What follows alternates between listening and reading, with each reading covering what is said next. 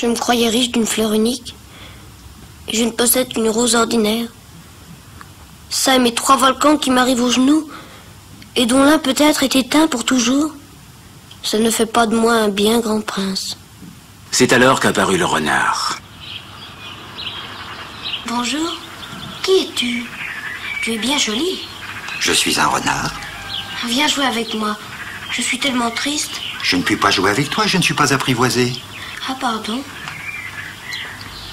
Qu'est-ce que signifie apprivoiser? Tu n'es pas d'ici. Que cherches-tu? Je cherche les hommes. Qu'est-ce que signifie apprivoiser? Les hommes, ils ont des fusils et ils chassent. C'est bien gênant. Ils élèvent aussi des poules. C'est leur seul intérêt. Tu cherches des poules? Non. Je cherche des amis. Qu'est-ce que signifie apprivoiser? C'est une chose trop oubliée. Ça signifie créer des liens. Créer des liens? Bien sûr. Tu n'es encore pour moi qu'un petit garçon tout semblable à 100 000 petits garçons. Et je n'ai pas besoin de toi. Et tu n'as pas besoin de moi non plus. Je ne suis pour toi qu'un renard semblable à 100 000 renards. Mais si tu m'apprivoises, nous aurons besoin l'un de l'autre. Tu seras pour moi unique au monde. Je serai pour toi unique au monde. Je commence à comprendre. Il y a une fleur. Je crois qu'elle m'a apprivoisé. C'est possible. On voit sur la Terre toutes sortes de choses. Oh, ce n'est pas sur la Terre. Sur une autre planète? Oui. Il y a des chasseurs sur cette planète-là? Non. Ça, c'est intéressant. Et des poules? Non. Rien n'est parfait. Ma vie est monotone. Je chasse les poules, les hommes me chassent.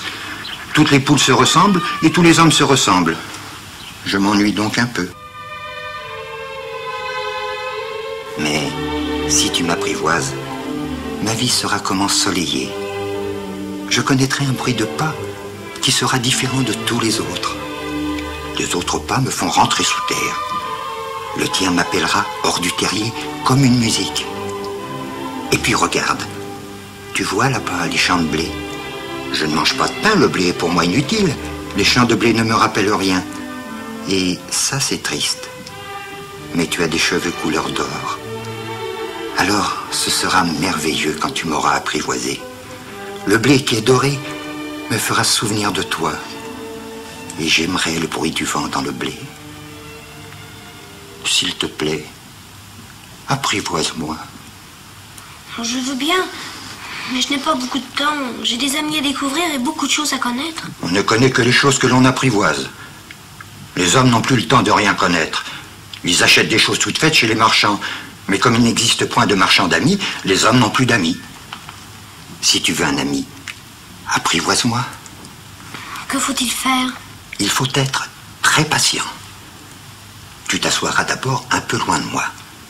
Comme ça, dans l'herbe. Je te regarderai du coin de l'œil. Et tu ne diras rien. Le langage est source de malentendus. Mais chaque jour, tu pourras t'asseoir un peu plus près. Si tu viens par exemple à 4 heures de l'après-midi, dès 3 heures, je commencerai d'être heureux.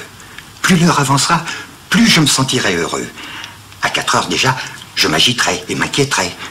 Je découvrirai le prix du bonheur.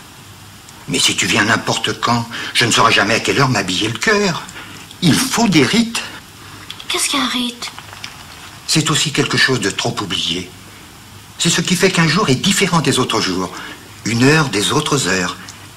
Il y a un rite, par exemple, chez mes chasseurs. Ils dansent le jeudi avec les filles du village. Alors le jeudi est jour merveilleux. Je vais me promener jusqu'à la vigne. Si les chasseurs dansaient n'importe quand, les jours se ressembleraient tous et je n'aurais point de vacances. Ainsi, le petit prince apprivoisa le renard. Et quand l'heure du départ fut proche... Je pleurerai.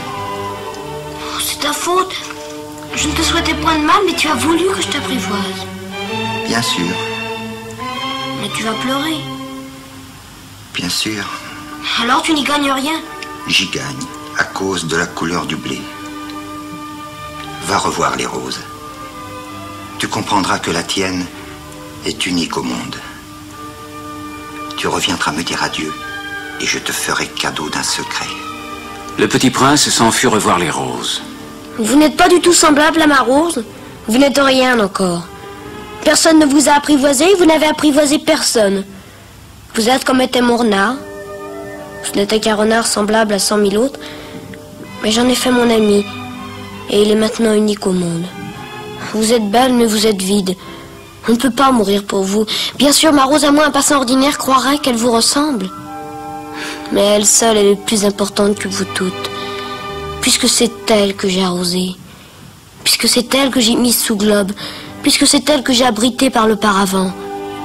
Puisque c'est elle dont j'ai tué les chenilles, sauf les 2 ou 3 pour les papillons.